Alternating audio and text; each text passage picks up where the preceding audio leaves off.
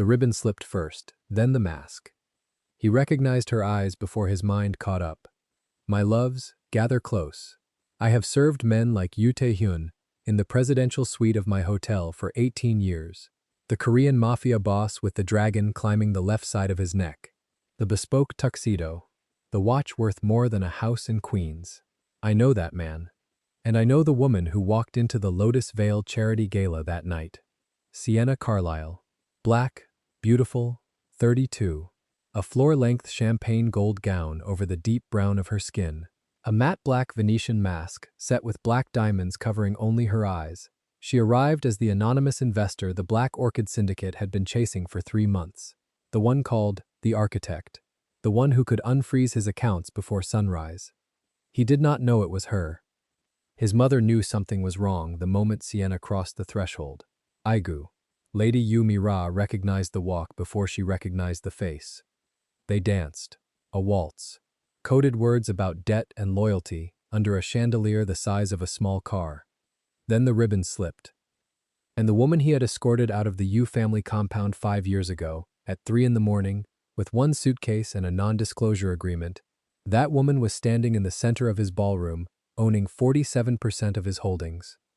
Mark my words, my loves. What she said next in that reception room is the reason 3 Korean families are at war tonight. Before starting the story, comment down below where you are watching from and what time it is there. If stories of karma, love, and hidden truths move you, leave a like, be sure to subscribe to the channel, and click join to become a member and help our channel. The phone hit the leather seat of the Maybach with the small dead sound of something already buried, and Yoo Tae-hyun did not pick it up again, because the man on the other end had just told him that by sunrise his name would be worth less than the paper it was printed on. Outside, Seoul was running its slow river of red taillights down Tehran Row, the rain falling in that polite, well-mannered way that rich neighborhoods get even from the weather. And inside the car the air smelled of cold leather, cedarwood cologne, and the faint metallic edge of a man trying very hard not to break something with his hands. He looked at his own reflection in the tinted window, the sharp jaw, the matte black tuxedo cut by a tailor in Milan who had measured him 3 times because the shoulders were, in the tailor's words, a problem worth solving. The executive flow of black hair swept back from a forehead that had not creased once during the entire phone call, and he understood, with the clean clarity that always arrived after the worst news, that he had perhaps 4 hours to keep an empire from cracking open like an egg. "Say it again," he told the driver, who had not spoken. The driver's eyes lifted to the mirror, confused, and Tae-hyun shook his head once, almost a smile, almost. "Not you, Min-ho. Park the car. I am thinking." The Maybach drifted to the curb of the Hotel Shilla service lane, the rain dotting the windshield, and Tae-hyun let himself lean back into the seat for exactly 3 seconds before he made his face again. He pressed the call back. The phone picked up on the first ring, because when the Black Orchid Syndicate calls its own boss back, no one waits past 1 ring. No one. The voice that answered was Director Choi's, 64 years old, voice like cigarette smoke pulled through silk, and Director Choi had served the Yu family since Tae-hyun's father was still alive and still pretending to be a steel magnate. "The Swiss accounts are frozen as of 4:18 Seoul time," Choi said. "Liechtenstein, Singapore, the 2 in Macau. The Daegu shipment is sitting in a container in Busan because the customs broker is no longer answering his phone, and I am told the broker is no longer answering his phone because he is no longer in this country. 3 of the 7 elders have asked, this evening alone, what your plan is. 2 of them asked twice. The Choi family, the Bei family, the Lim family. They are sending observers to the gala tonight. Observers. You understand what that word means in our world, boss. It meant vultures.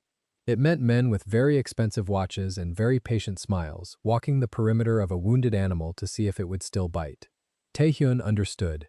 He pressed his thumb against his lower lip, a small private gesture, and watched a bellhop hurry across the wet pavement with a stack of monogrammed umbrellas. "And the investor," he said.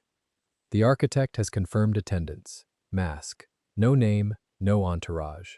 The arrival is logged at the side entrance, 6:40. The terms are unchanged. Face-to-face, dance floor, 1 waltz, 1 conversation. After that, the offer either stands or it does not." 1 waltz. 1 waltz, boss. Tae-hyun closed his eyes for a long beat. He He had not danced with a woman in 5 years. He had not danced with anyone in 5 years, in the way that men of his particular profession do not do certain things after the door of a certain life closes behind them. He had drilled the form anyway, last week, twice, with a private instructor flown in from Vienna, because the architect's people had been very specific about the choreography, and because Tae-hyun had learned, somewhere between his father's funeral and his 30th birthday, that the only thing more dangerous than not knowing the steps was pretending you did. The figure, he said. 2.4 billion US. Immediate liquidity injection, structured as a private equity placement through 3 offshore vehicles load. The architect has already prepared. Enough to unfreeze your assets, satisfy the elders, settle the Busan container, and have approximately 400 million left over for, as our friend phrased it, discretionary diplomacy. Generous. The word I would not use, boss, is generous. The word I would use is precise.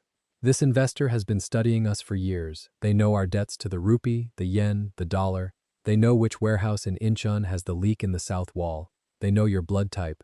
They are not generous, they are surgical. The Maybach's wipers swept once across the windshield. Taehyun watched the smear of red and gold lights blur and resolve. And the conditions? 2. To be disclosed in person, on the dance floor, by the architect. No prior negotiation. You sign tonight, or the offer evaporates at midnight. A thin sound came out of Taehyun, almost a laugh, the kind of laugh a man makes when he recognizes the elegance of his own trap. He nodded slowly, once, to no one. Cinderella in reverse, he said quietly. Midnight is the deadline. I do not know what that means, boss. It is a Western story, a girl who has to leave the ball before her secret is shown. He paused. The thumb went back to the lip. Whoever the architect is, they have read more than balance sheets. He cut the call. He sat for another half-breath, watching the rain. Then he straightened his cuffs. Platinum links cut in the shape of a single chrysanthemum petal, his mother's house emblem, a detail no one in the room tonight would notice, and one woman in the entire world would. And he reached for the matte black Italian leather mask folded on the seat beside him, the domino-style cut, narrow eye slits, the inside still smelling faintly of the workshop in Florence. He fitted it across the bridge of his nose, tied the silk band at the back of his head in a single firm knot, and looked at himself one last time in the window. Below the mask, the mouth was unreadable. Above it, the eyes were not. The eyes never were. He had spent his entire adult life learning to govern the lower half of his face and had simply given up on the upper half, the way a king gives up on certain provinces because conquering them would cost more than it was worth. Drive to the front, he said. Slowly. Let them see the car. There was a particular silence that fell over the Hotel Shilla ballroom when the Maybach pulled up out front. The kind of silence that was not really silence at all, but the rearrangement of 100 conversations into a new shape. The slight tilt of heads, the breath of the photographers behind the velvet rope rechecking their flashes, the slow turn of the doorman in his white gloves. The Lotus Vale Charity Gala was, on its surface, a fundraiser for a children's literacy foundation under the patronage of the U Cultural Trust. Under that surface, it was the most expensive room in Asia that night. Under that surface, it was 4 families pretending to be friends. Taehyun stepped out of the car. The rain had stopped, conveniently, 2 minutes before, because the gods of weather had been bribed by the gods of public relations. He walked the red carpet without smiling, because the boss of the Black Orchid Syndicate did not smile for cameras, and the cameras loved him for it. Inside the lobby, twin rows of orchids, black-purple, the family's flower, grown specifically for this evening in a greenhouse in Yangpyeong, climbed up gilded lattices to a ceiling painted with cranes. He handed his invitation card to a hostess in pearl gray hanbok. She did not look at the card. She bowed. He passed through into the ballroom proper, and the ballroom rose up around him like the inside of a jewel box. 3,000 square meters of polished black marble floor, chandeliers the size of small cars, a string quartet in one corner playing something old and Viennese, low, almost as background.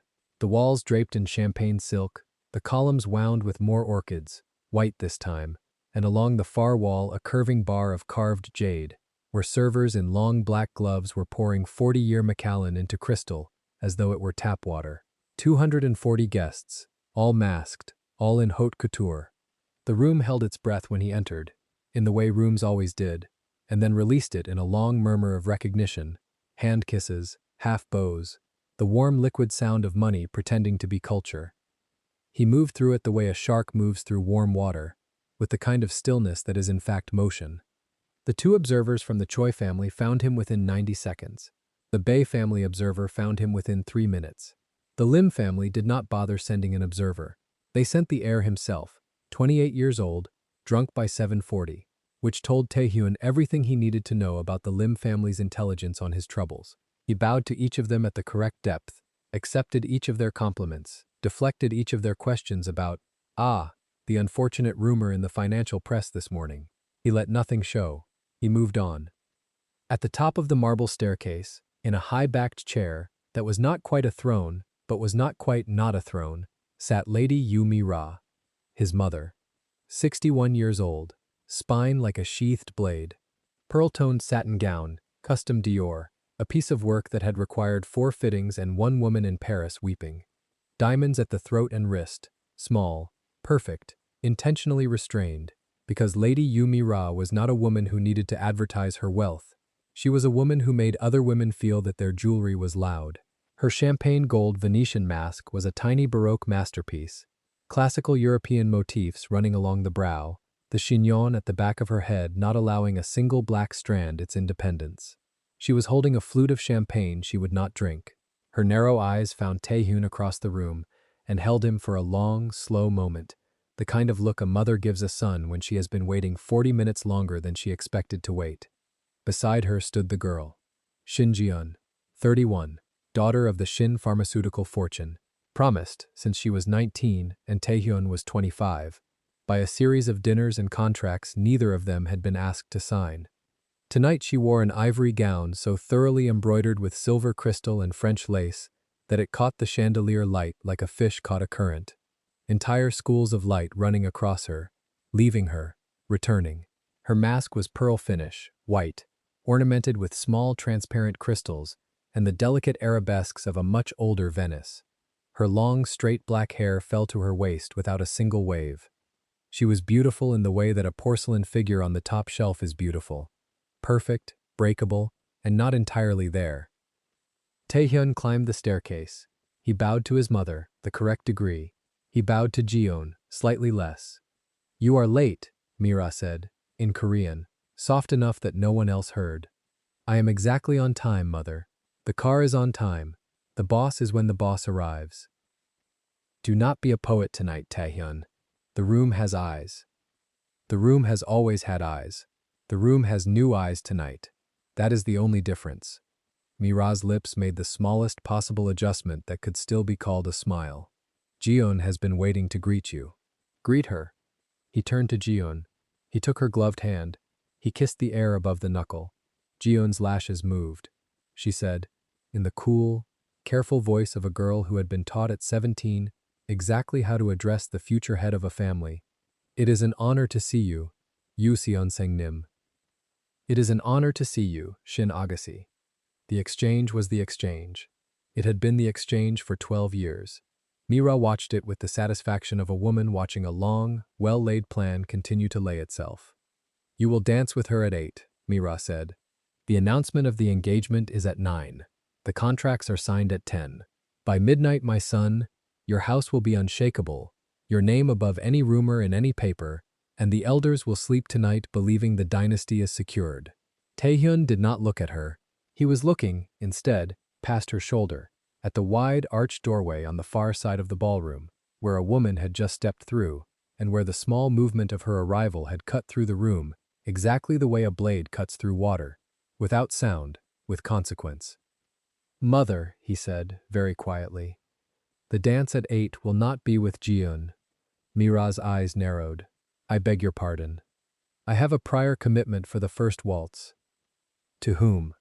"To the only investor in this city who can keep your dynasty from being a footnote by tomorrow morning." Mira's hand tightened, fractionally, around her champagne flute. She turned her head, slowly, the way a hawk turns its head, and she looked across the ballroom, and she saw what her son was seeing. She came in alone. That was the first thing the room registered, the absence of an entourage, the absence of an arm, the absence of any explanation. A woman in a floor-length champagne gold gown of Italian silk so finely woven it seemed wet against the light, contoured to a body that did not need the gown to be remarkable, embroidered with crystals so discreetly placed that from across the room they read not as jewelry, but as breath. Long satin opera gloves to the bicep.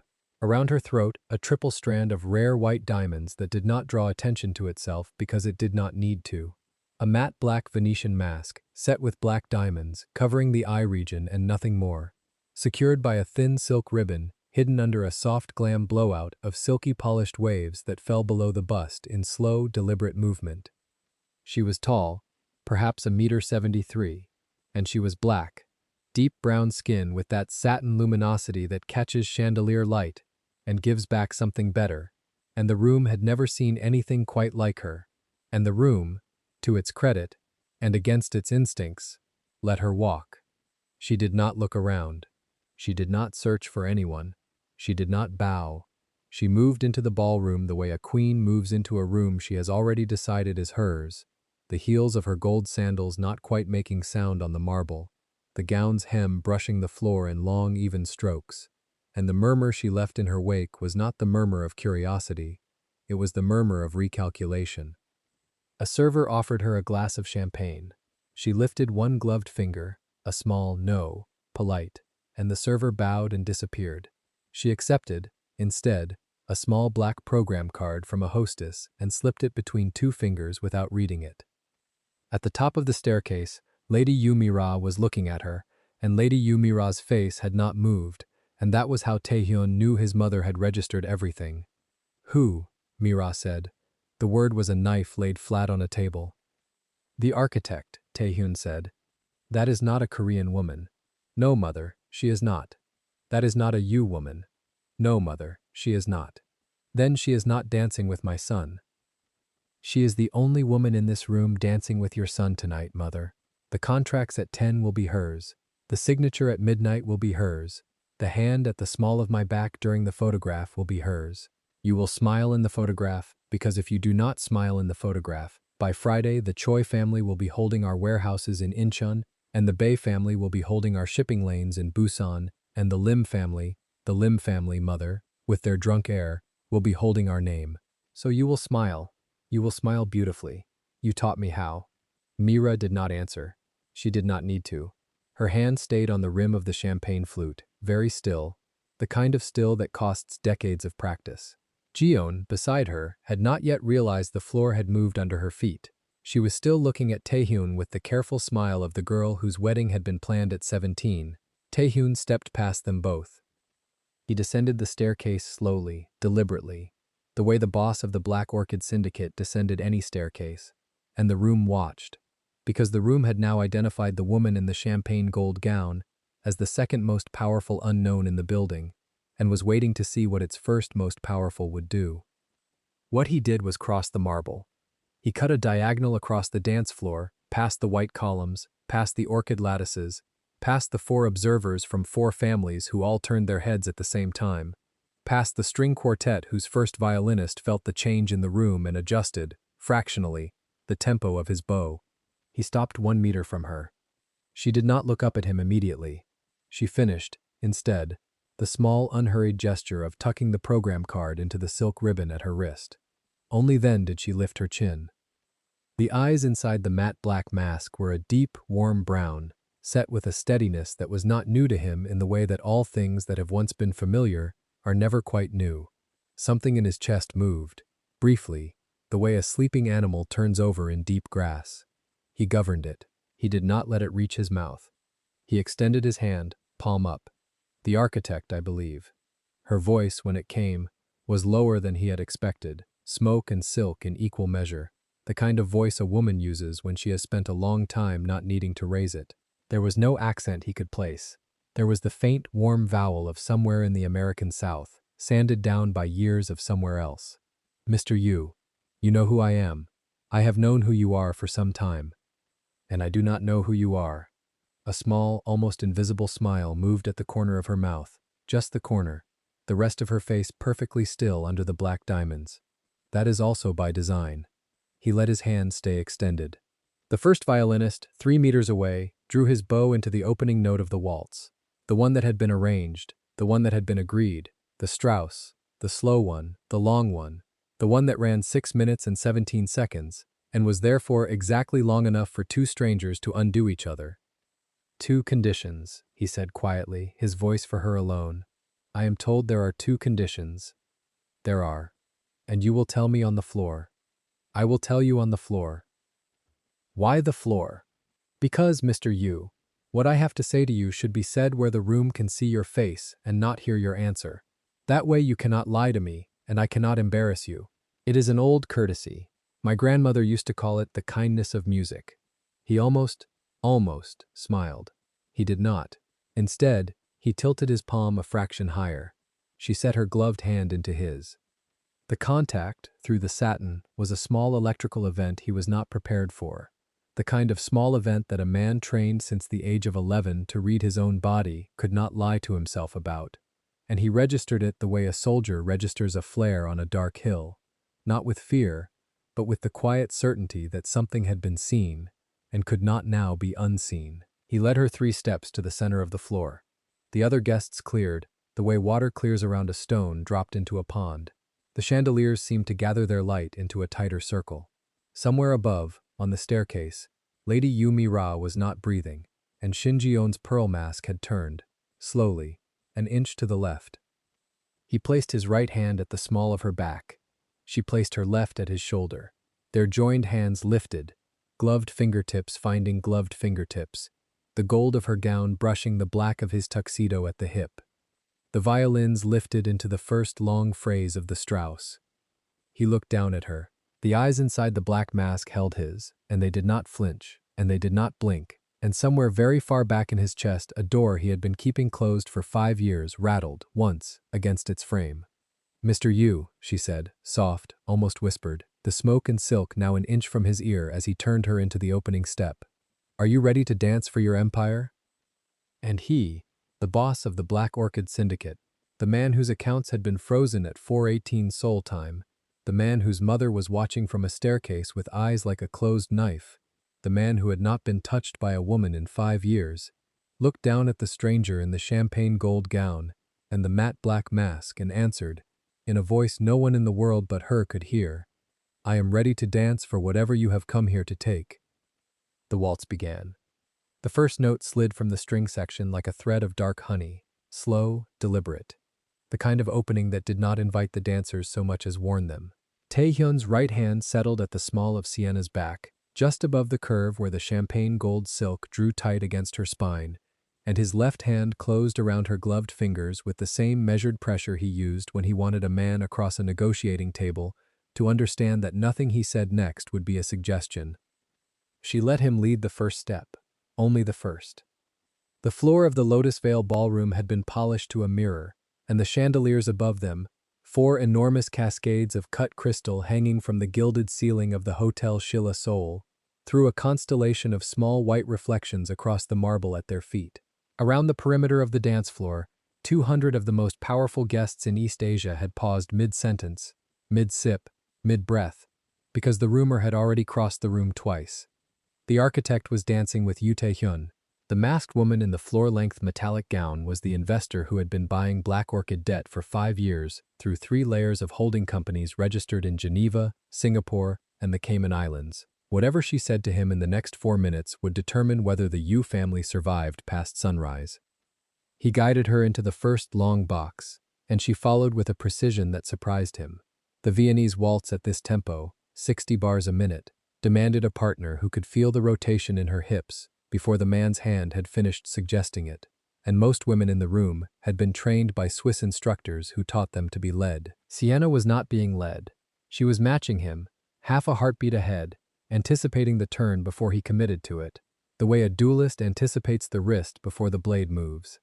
"You dance like a woman who has done this before," he said. His mouth barely moved behind the matte black domino mask. The microphones embedded in the brooches of the security detail along the wall could not pick him up at this distance. He had chosen the center of the floor for that reason.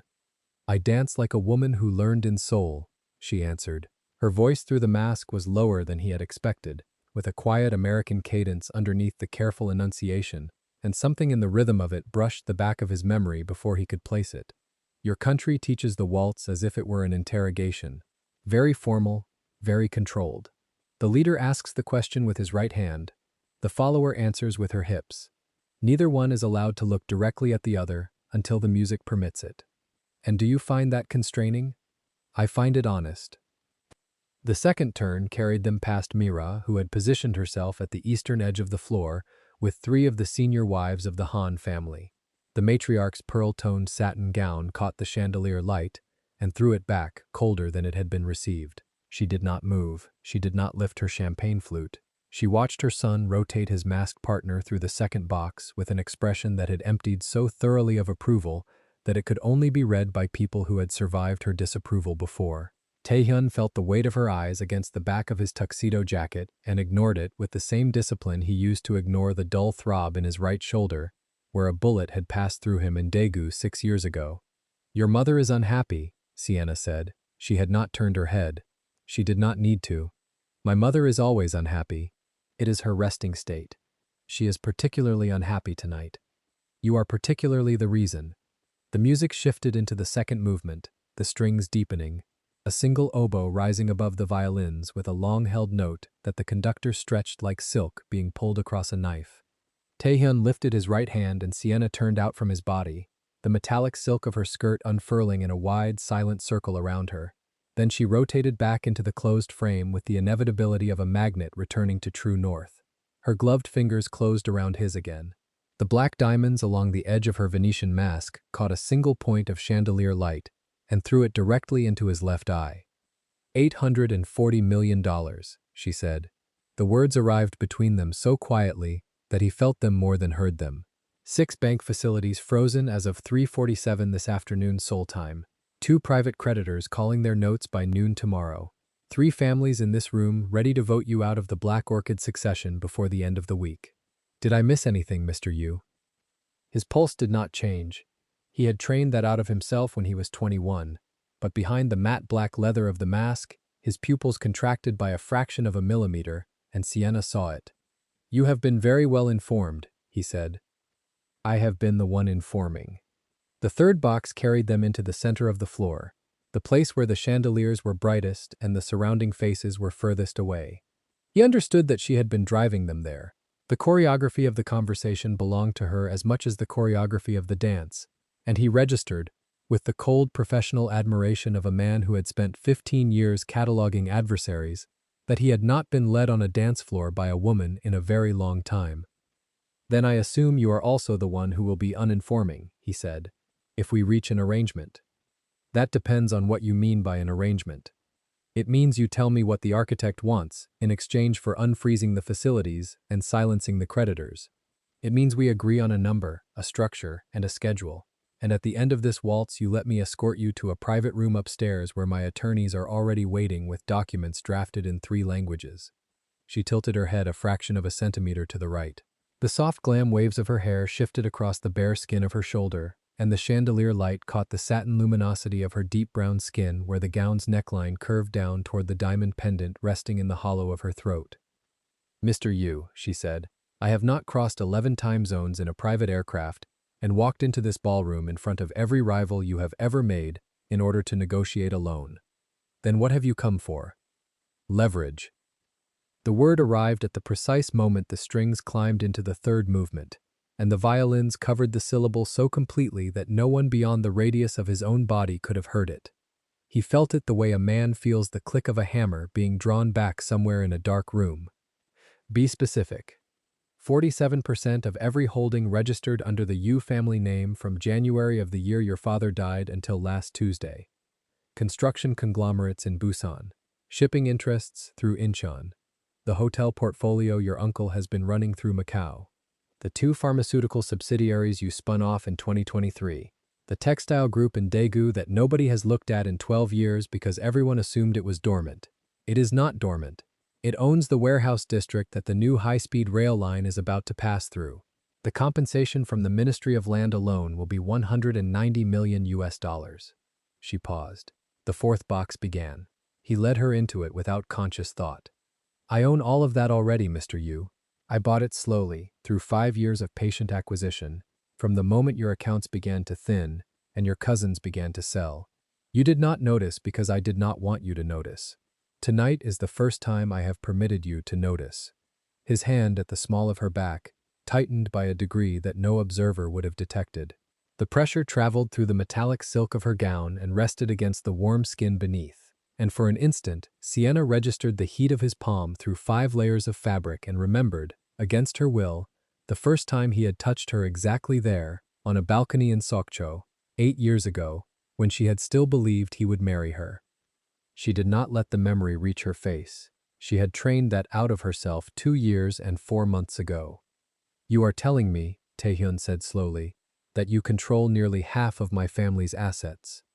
I am telling you that I control the half that matters, the half your mother does not know about, the half your cousins assumed was still inside the family trust, the half that, if I move it tomorrow morning, will leave the Black Orchid Syndicate with 3 operational businesses, 6 leveraged buildings, and a reputation that no one in this room will lend against ever again. For 3 full seconds he did not answer. The orchestra carried them through the second half of the third box, and the chandelier light slid across the surface of the matte black domino mask in a slow diagonal band that obscured, then revealed, the cold almond shape of his eyes. He was running the numbers. Sienna could see him running them. 15 years of building the Yu Holdings into a regional empire, of moving cousins into board seats, of bribing ministers and burying competitors. And the woman in his arms had spent 5 years quietly unwinding all of it from behind 3 layers of foreign corporate veil while he had been congratulating himself on his own discipline. How? He said. The word arrived flat. Not curious, not impressed, demanding the mechanism. Through Ji-won Kang, primarily. Your former chief of acquisitions. He has been working for me since the autumn of the year I left Seoul. He resigned from your office in March of 2022 because I offered him 3 times his salary, a residence in Geneva, and immunity from your mother. He has been the one signing the offers, attending the meetings in Busan, and shaking the hands of your cousins. He has been telling them, every time, that the buyer was a Swiss family office with no interest in operational control. They believed him because he was your man for 9 years. Ji-won would not have. Ji-won did. He sends his regards. He also asked me to tell you that the night you fired his sister from the Macau hotel for failing the loyalty test, you committed a strategic error. She had been the one keeping his loyalty intact. After her dismissal, he was looking for somewhere to put his resentment. I provided the address. The 4th box began. Taehyun's jaw set behind the mask in a line that Sienna remembered from the morning he had told her, in their apartment in Itaewon 9 years ago, that his mother had refused to attend the wedding she had not yet been informed of. The same line. The same controlled tension along the masseter. The same fractional flare at the wing of the nostril that he had never learned to suppress. And the 840 million? Pocket change, she said. The American cadence beneath her enunciation thickened for half a syllable, then smoothed out again. I can wire it before the orchestra reaches the coda. The facilities can be unfrozen by breakfast. The creditors can be silenced by lunch. The 3 families across the room can be persuaded to stand down by dinner. I can do all of it from a single phone call, Mr. Yu. The question is what you will give me in exchange. The 4th movement arrived. The strings opened into the long, sustained chord that preceded the final acceleration of the waltz, and the conductor lifted his baton above his head and held it there for a full count of 2 before bringing it down. The tempo doubled. The dancers around the perimeter who had been keeping a careful distance from the masked couple in the center now scattered toward the edges, because no one with any sense wanted to be inside the radius of whatever was happening at the heart of the floor. Taehyun rotated her into the accelerated turn, and Sienna's gown unfurled around them both in a wide spiraling arc of champagne gold and crystal. The chandeliers became a single streak of white across the upper edge of her vision. The faces of the 200 most dangerous people in East Asia blurred into a single ring of black tuxedos and pale gowns. She held the count. She held the frame. She held the lower edge of the matte black mask against her cheekbones, with the discipline of a woman who had rehearsed this moment in front of a mirror in a suite at the Plaza Athénée in Paris 17 times in the last 6 weeks. Name your terms, he said into the rotation. Not yet. You will not get a better moment. I will get the moment I have chosen. He turned her again, harder this time, and the room around them became a continuous band of light. The conductor pushed the tempo a fraction beyond what the score required. The first violinist, an Austrian woman who had been flown in from Vienna for the evening, leaned into her instrument with an expression that suggested she understood, without being told, that the people on the dance floor were no longer dancing for the pleasure of dancing. "You are enjoying this," Taehyun said. There was something underneath the cold calculation of his voice now, something he had not intended to let through. A frayed thread, a fissure. "I am enjoying the precision of it," Sienna answered. "That is not what I asked. It is what I am answering." The penultimate turn began. The chandelier light caught the long satin opera glove on her right arm and traveled up the length of it to the place where the glove ended at the soft inner curve of her bicep, just below the cap sleeve of the gown. He had been guiding the rotation with his left hand against hers for 3 minutes and 46 seconds. The pressure he had been applying through the glove, steady and controlled, was the pressure of a man who had been negotiating without realizing how much of himself was already committed to the negotiation. The strings climbed, the oboe returned, the conductor lifted his baton for the final figure, and then the silk ribbon gave way. It happened in the half-second between the 7th and 8th bar of the closing phrase. The thin band of ivory silk that she had tied beneath the heavy waves of her hair, the one that held the matte black Venetian mask flush against the upper half of her face, had been loosened by 3 minutes of accelerated rotation and the heat of the chandeliers and the friction of her own pulse against the inside of the satin. Sienna felt the ribbon slip first. She felt it before he did. She had a half-second to decide whether to lift her right hand from his and catch the mask before it moved, or to let the choreography finish the way she had designed it to finish 6 weeks ago in front of the mirror at the Plaza Athénée. She let it fall. The mask slid down the slope of her cheekbone in a single slow gesture, the black diamonds along its edge catching the chandelier light one final time, and then it dropped onto the polished marble at the center of the floor with a small, precise sound that no one in the room heard because the orchestra was at full volume. Taehyun did not hear it either. What he saw, in the heartbeat between one turn and the next, were her eyes. Large, extremely expressive, the exact configuration of brown he had memorized in a 4th-floor apartment in Itaewon 9 years ago, when she had been 23 and he had been 28, and neither of them had yet learned how to lie to each other. The waltz did not stop. The world did. He felt the rotation continue under his own feet because his body had been trained to complete the figure regardless of what his mind was doing, and his mind, for the first time in 15 years of disciplined indifference, was no longer doing anything at all.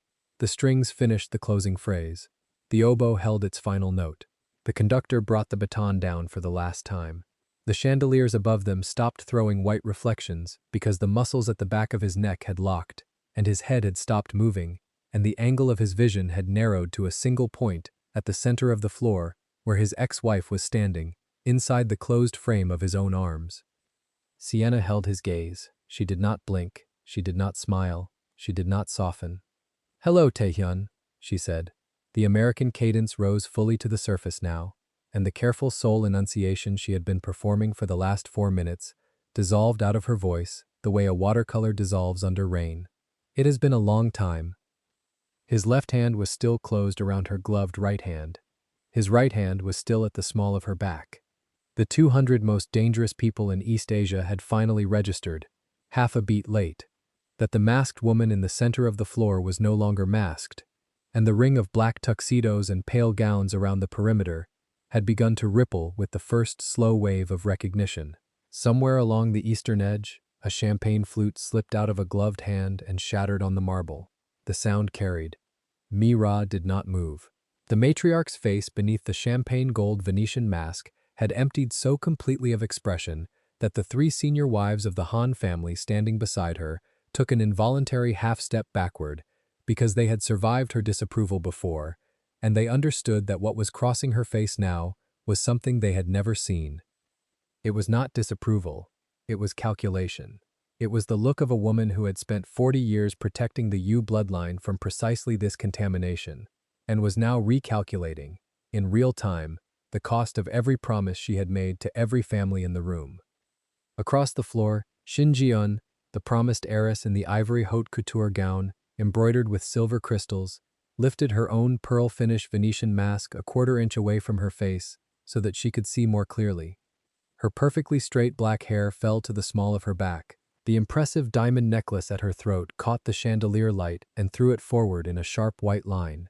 Her cold, artificial expression did not change, but the small muscle along her jaw, the one her mother had spent 20 years training her to control, tightened once. Taehyun had not yet spoken.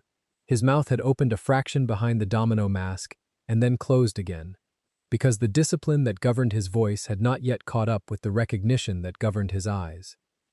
Sienna leaned forward by half an inch. The closed frame of the waltz brought her face within 4 centimeters of his. The orchestra had finished. The ballroom had gone quiet enough that the faint hum of the chandelier transformers was audible somewhere above their heads. Her voice, when it arrived, was low enough that only he could hear it. "네가 두고 간 게 있어." You left something behind. The Korean slid into the small distance between them, with the soft, precise weight of a key, turning in a lock that he had assumed was permanently closed. The vowels were not the vowels of a woman who had learned the language from a tutor. They were the vowels of a woman who had spoken it across a pillow at 2 in the morning in a 4th-floor apartment in Itaewon for 3.5 years. He did not answer. He could not. Sienna stepped back inside his frame, slowly, the way a closing door closes, and lifted her gloved right hand from his. She did not pick up the mask. She left it on the marble at their feet where it had fallen. The black diamonds along its edge caught one last point of chandelier light, and then she turned, with the same precision that had carried her through every rotation of the waltz, and walked toward the wide French doors at the southern end of the ballroom that opened onto the terrace overlooking the gardens of the Hotel Schilla. She did not look back. She did not need to. She had counted, 6 weeks ago, in front of the mirror at the Plaza Athénée, exactly how many seconds it would take Yoo Tae-hyun to follow her. She had counted 4. He followed in 3.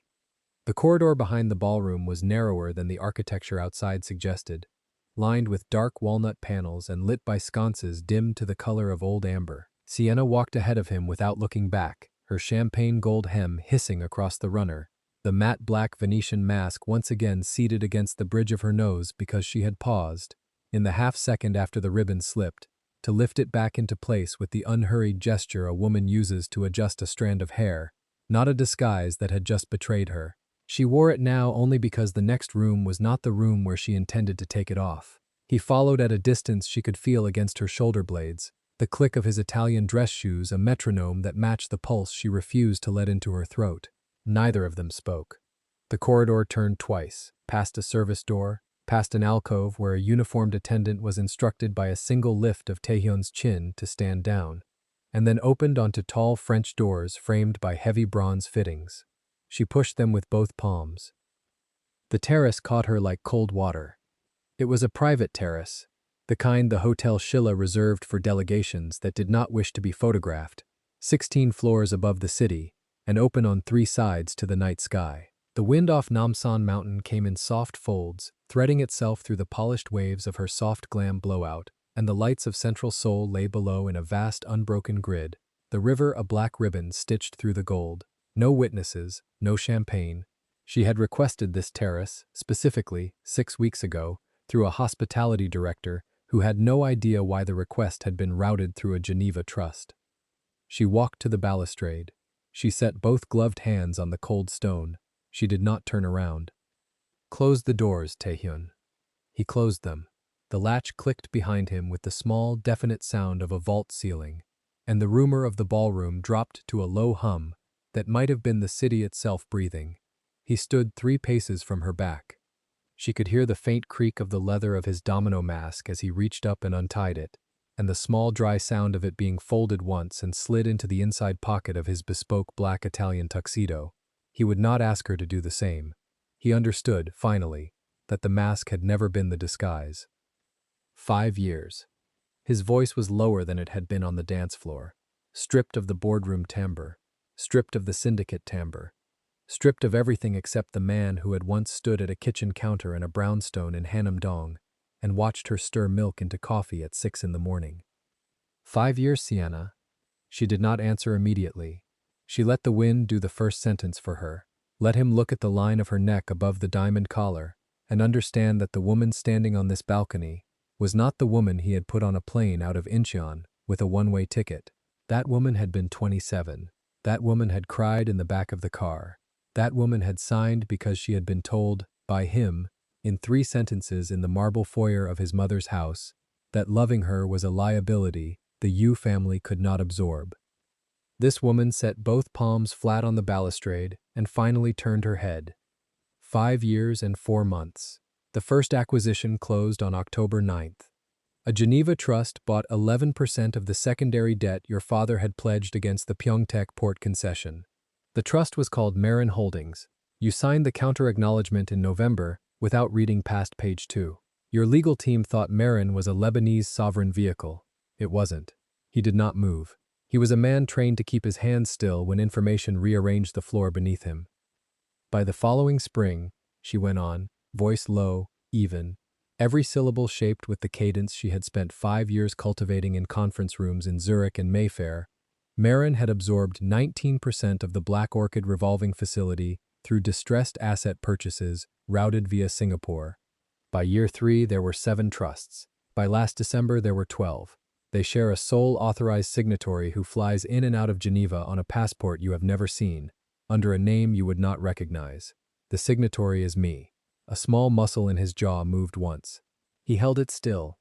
Every margin call the Yu family has answered for the past 37 months, she said. Every refinancing your father celebrated, every quiet rescue that arrived from a friendly investor at the precise hour your portfolio was about to be marked to market, was me. The architect is me. There is no consortium. There is no Lebanese family office. There is one signatory. There is one balance sheet. There is one woman. She let that land. The wind lifted a single strand of her hair across her cheek. She did not push it back. And tonight, she said, the woman is here to tell you what she wants, in exchange for not foreclosing on every asset your name is attached to before the markets open in Singapore. He took one step toward her. Only one. He stopped, because he saw, on her face, the precise expression a creditor wears at the moment a debtor mistakes proximity for leverage. Sienna. Don't. Sienna. Don't say my name like it belongs to you. You gave it back 5 years ago in your mother's foyer. The first crack in his composure was in his throat, not his face. A small, dry sound, the kind a man makes when he has been hit somewhere there is no bruise to point to afterward. For the first time in 5 years he looked at her, without the architecture of the syndicate around him, and what she saw in his eyes was the thing she had spent 5 years refusing to remember. She turned her face back to the city. There is something else, she said. Tell me. You won't like it. Tell me anyway. She drew the air in once, slowly, through her nose, and let it back out the same way the Swiss negotiator, who had trained her, had taught her to breathe, before delivering a sentence designed to rearrange a man's life. His name is Asher. The wind did not stop. The city did not stop. The faint pulse of the waltz behind the closed doors did not stop. Only Taehyun stopped. The entire structure of him, the breath in his chest, the small movement of his weight from one foot to the other, the rise and fall of his shoulders inside the tuxedo, every minute autonomic gesture that distinguishes a living man from a photograph of one. For 4 full seconds, the only thing on the terrace that moved was Sienna's hair across her shoulder. Asher, she said again. He is 6 years old. He turned 6 on the 11th of April. He was born at 4:17 in the morning at a private clinic in Lausanne, and the attending obstetrician was a Frenchwoman named Dr. Vidal, who has never spoken your surname out loud. The birth certificate lists me as the sole parent. The line for the father reads, in French, unknown. That was a lie. I have been carrying that lie for 6 years. He made a sound. It was not a word. It was the sound a man makes when something inside him moves so fast, there is no language ready for it. He has your jaw, she said, almost gently, because some sentences cannot be delivered without softness, no matter how much of the woman has been hardened. He has my eyes. He reads in 2 languages. He is afraid of thunderstorms, but only the first crack. After the first crack, he is fine. He has a small white scar on his left eyebrow from a fall off a kitchen stool when he was 3. He calls me Mama. He has never called anyone Appa. He has never asked. He is going to ask soon. She finally turned around. Fully. She let go of the balustrade and lowered her gloved hands to her sides and let him see her in the gold light of the city behind her, the matte black mask still over her eyes, the diamonds at her throat catching the small lamps along the terrace, an expression on her face he had not been permitted in 5 years. "I did not tell you," she said, "because the night I packed my suitcase your mother told me, in this hotel, in a suite on the 11th floor, that if I ever returned to Korea with a child of the Yu bloodline, she would have the child taken from me before customs cleared. I believed her. I was 27, I had no money, I had no name, I had no syndicate. I had a passport, a sister in New Jersey, and 17 weeks of a pregnancy I could not yet feel. I made a choice on the plane, and I have lived with that choice every morning of every day since." Sienna, his voice broke on the second syllable, and he did not bother to repair it. "Sienna, if I had known. You did not know because I built a fortress so that you could not know. I am not here to litigate the past. I am here to tell you that the past has a son, and the son has a name, and the name is Asher U. Carlyle. He does not yet know who his father is. He will, on a timeline I control. Not yours, not your mother's, mine." He took a second step. This time she did not stop him. He came to within arm's length of her at the balustrade, close enough that she could smell the cedar and black pepper of the cologne she had once bought for him at a counter on Bond Street, and he stopped there with his hands at his sides because he did not yet know whether he was permitted to lift them. "Show me," he said. His voice was a rasp. "A photograph? Anything." She held his gaze for a long beat. Then she slid 2 gloved fingers into the slim, hidden pocket at the hip of the gown, the one her atelier in Milan had stitched specifically for this evening, and drew out a single folded square of heavy ivory paper. She opened it once, twice. She did not hand it to him. She held it up between them at the height of his sternum, angled so that the gold light from the terrace lamps fell across the surface. A boy of 6 sat cross-legged on a polished wooden floor in front of a low bookshelf, wearing a soft gray sweater 2 sizes too big at the shoulders, his hair thick and black and slightly tousled at the crown.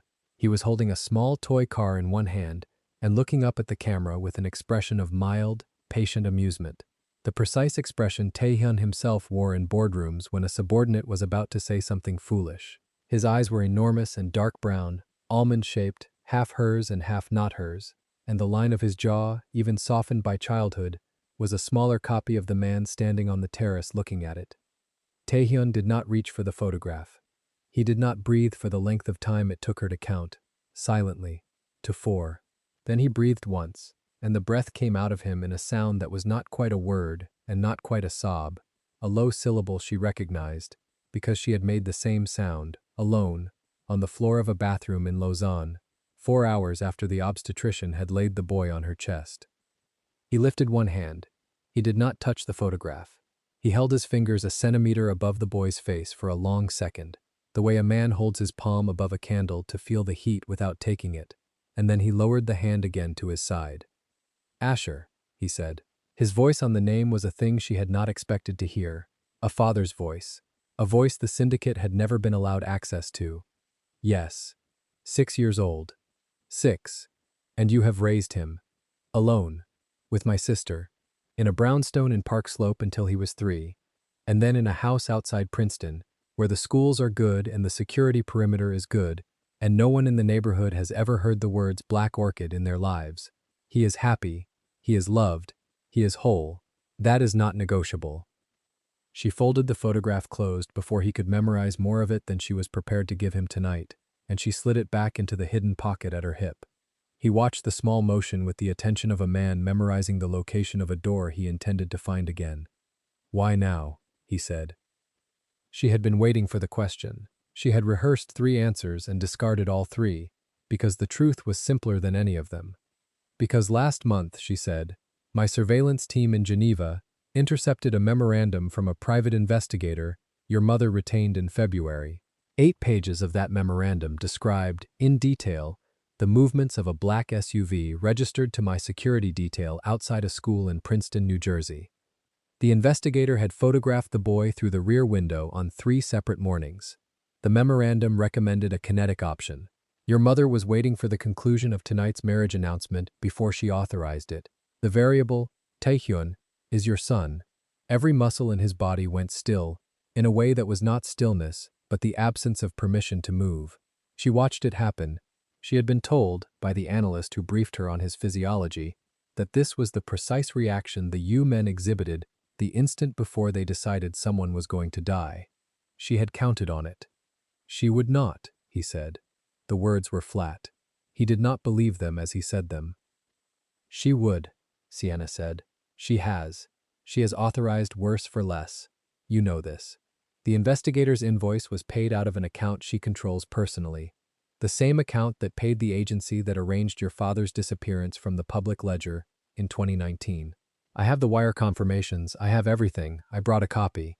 She did not show him the second envelope. Not yet. The second envelope was for the ballroom, not the terrace. The terrace was for the boy. The ballroom was for the mother.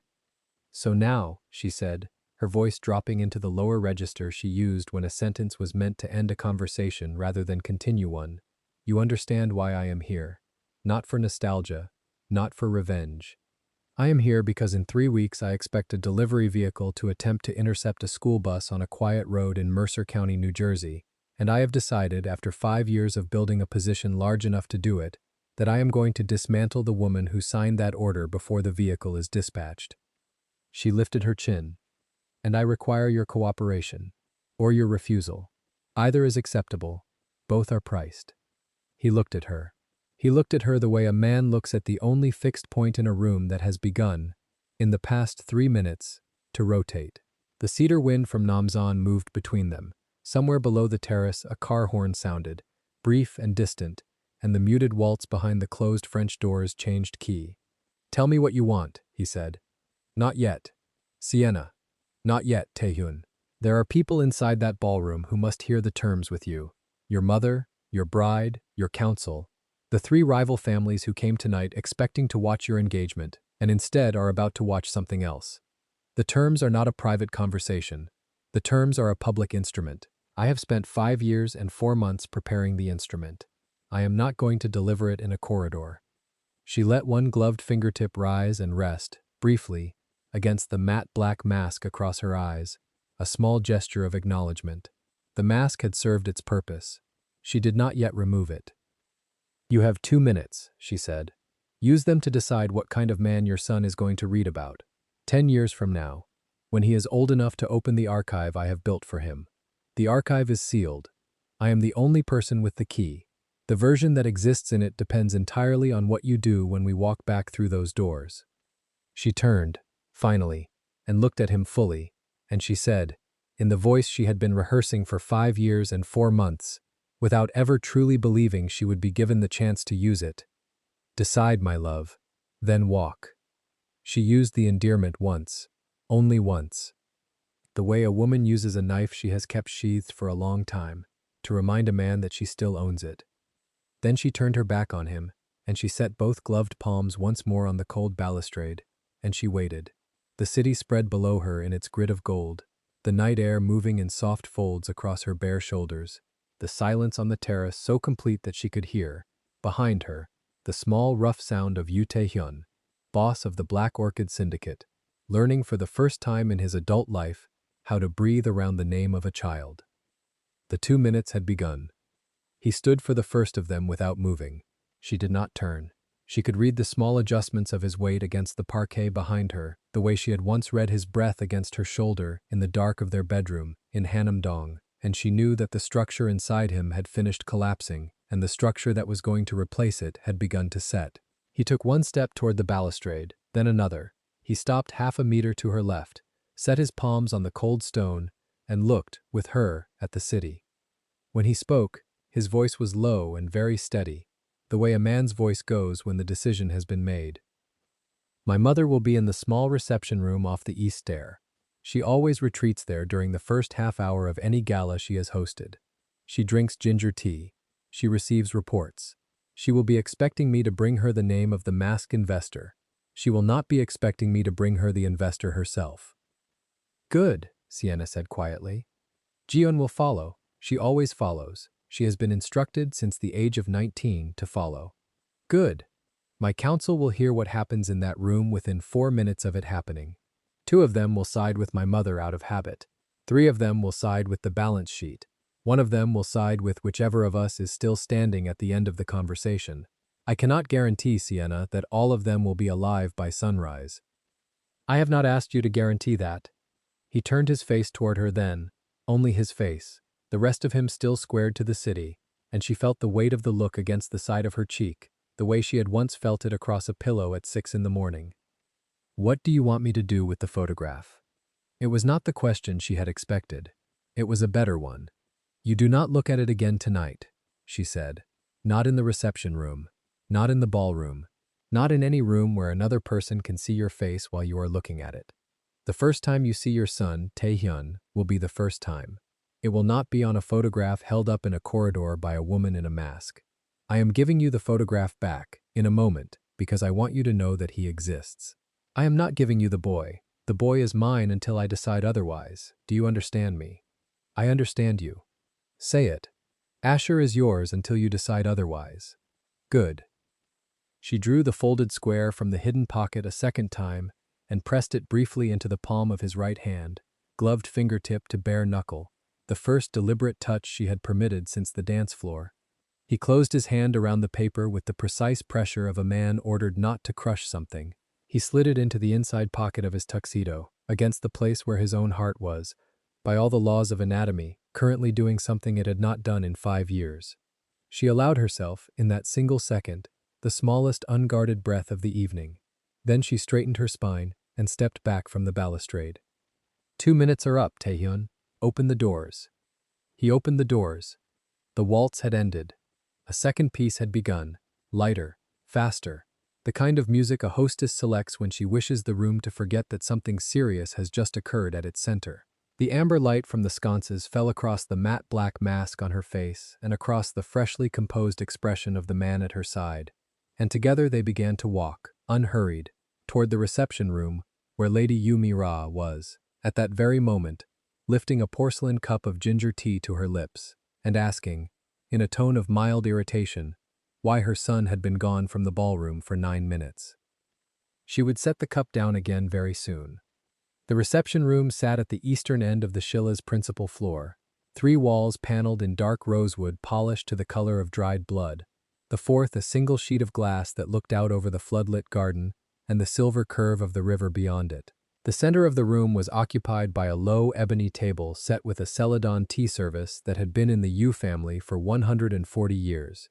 Lady Yu-mi-ra sat on the far side of that table, with her spine held 3 centimeters away from the back of the chair, gloved hands resting in her lap, in the precise posture of a woman who is not afraid of anything in the room, including the people in it.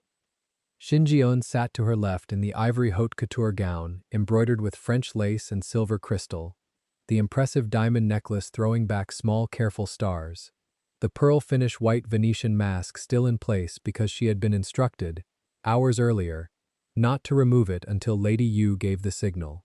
2 attendants stood at the wall, hands folded, eyes lowered. The air smelled of ginger and warm porcelain, and the faint dry note of cedar incense burning in a brass holder by the window. The bronze door opened. Sienna entered first, and that single fact, that she crossed the threshold ahead of the heir to the Black Orchid Syndicate, registered on Lady Yu's face as a brief tightening at the outer corner of the right eye and nowhere else. Taehyun followed half a pace behind, his expression composed back into the unreadable mask he had worn through 12 previous negotiations in this exact room, his hand carried at the small of Sienna's back, without quite touching the metallic silk. The matte black Venetian mask still covered Sienna's eyes. She did not remove it. She walked to the chair directly opposite Lady Yu, waited for an attendant who did not move, and then drew the chair out herself in one unhurried motion and sat. Lady Yu allowed 3 full seconds of silence to pass before she set down her cup. The porcelain met the lacquer with the small dry click of a clock hand finding its mark. "My son," she said, in Korean, her voice as level and dry as a sheet of rice paper, "has been generous with his attention this evening. I trust the lady has been suitably entertained." Her gaze did not move to Sienna. It rested on Taehyun, and it carried, in the smallest possible portion, the suggestion that he was a child who had wandered into the wrong room with the wrong toy. Taehyun did not sit. He stood at Sienna's right shoulder, one hand resting on the carved back of her chair, and answered in the same measured Korean. "The lady is our guest, mother. She is also our investor. I would like you to receive her with the courtesy the title deserves." Lady Yu allowed the word to age in the air for a moment, an interesting choice of vocabulary for a foreigner in a borrowed dress. "Tell me then, since the hour is late and my patience is not what it was, what does the lady invest, beyond the very evident effort of her costume?" The insult was placed with the dry exactness of a calligraphy stroke, and the two attendants at the wall did not blink because they had been trained, since childhood, not to blink at anything Lady Yu said in this room. Gion's gloved fingers tightened by perhaps a millimeter on the silk of her own lap. Sienna did not move, she did not answer. She lifted her right hand, slowly, peeled the long satin opera glove down from her elbow to her wrist, with the unhurried patience of a woman undressing for no one's benefit but her own, and laid the glove across her knee. Then she reached up and untied the thin silk ribbon hidden under her hair. The matte black mask came away in her gloved palm. She set it on the lacquer table beside the celadon teapot with the same care a surgeon uses to lay down an instrument she intends to pick up again, and she lifted her eyes for the first time to Lady Yu Mira. The matriarch's face did not change. The right hand in her lap, however, closed into a fist against the embroidered silk of her gown, and the knuckles whitened beneath the glove. Recognition arrived in her like a small private weather event no one else was permitted to observe. 5 years ago, this woman had been escorted out of a Yu family compound at 3 in the morning, with a single suitcase and a signed document promising never to return. Lady Yu had personally drafted the language of that settlement, and here that same woman sat, in a gown that cost more than the matriarch's personal car, in the chair the matriarch had reserved for the future bride of the heir. "Out," Lady Yu said. The Korean word was small and clean. It was directed at the attendants and at the secretary. The three of them bowed and removed themselves with the silent efficiency of people who understood that what was about to happen in this room was not for any ear that could later be questioned. The bronze door closed behind them. Only Ji-eun remained, because Lady Yu had not dismissed her, because Lady Yu had decided, in that same private weather of the recognition, that Ji-eun was the weapon she still intended to use. "Taeyona," the matriarch's voice softened by a degree that was not warmth but the deliberate lowering of a blade. She switched into the elder Korean reserved for instructing children and inferiors, and she did not look at Sienna while she spoke. "Sit, you have been on your feet too long. Your bride is here. Come and meet her properly. The hour is late, and there has been enough theater for one evening." She lifted her gloved hand toward Ji-eun in a small gesture of presentation. Ji-eun, who had been trained from the age of 7 for exactly this moment, rose from her chair with the practiced grace of a dancer, lifted both gloved hands to the silk ribbon at the back of her own head, and removed the pearl-finish Venetian mask in a single slow movement that revealed her face to the room. She set the mask on the table beside Sienna's, deliberately, with the porcelain composure of a woman who had been told that this small act would settle the matter. The two masks lay there an inch apart on the dark lacquer, the matte black diamond piece beside the pearl-finish crystal piece, and the contrast was not subtle. Ji-eun bowed, 90 degrees from the waist, toward Tae-hyun.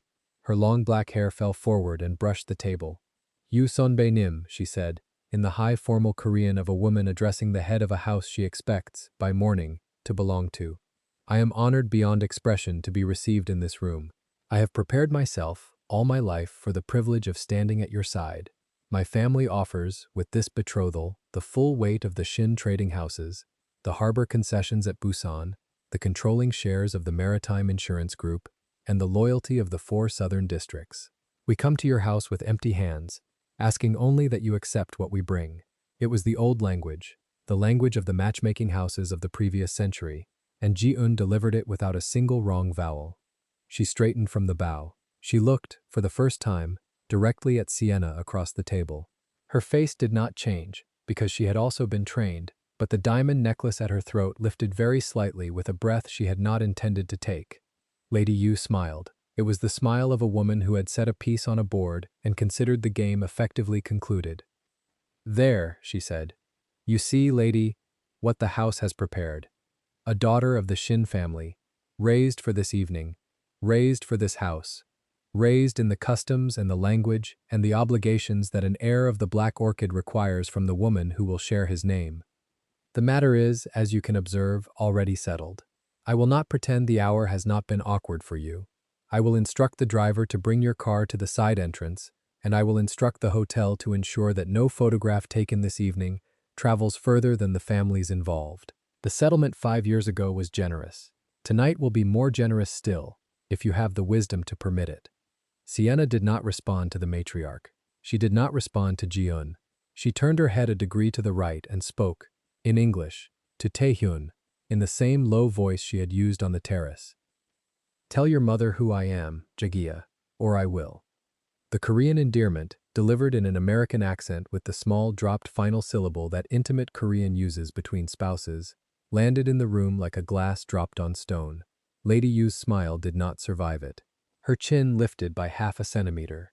Ji-eun, who had not been told the foreign woman spoke any Korean at all, took her seat again very carefully, as a person takes a seat when the floor has just been informed it might not be the floor. Tae-hyun reached into the inside breast pocket of his bespoke tuxedo. He removed a single folded sheet of cream paper, the same sheet Sienna had given him on the terrace, and laid it on the lacquer table between the two masks. He did not unfold it. He did not need to. He spoke in the dry Korean of a son who had decided, between one breath and the next, what was going to happen for the rest of the evening. Mother, this lady is the holder of 47% of the consolidated holdings of the House of U. The bank in Zurich that froze our accounts this afternoon froze them at her instruction. The three families that voted against me in the council chamber last week voted against me because she purchased the votes. The architect, whose name we have been chasing for 5 years across 3 continents, is the woman seated at this table. She is also the woman whose signature appears beside mine on a marriage license dated 6 years and 3 months ago, which has never been legally dissolved.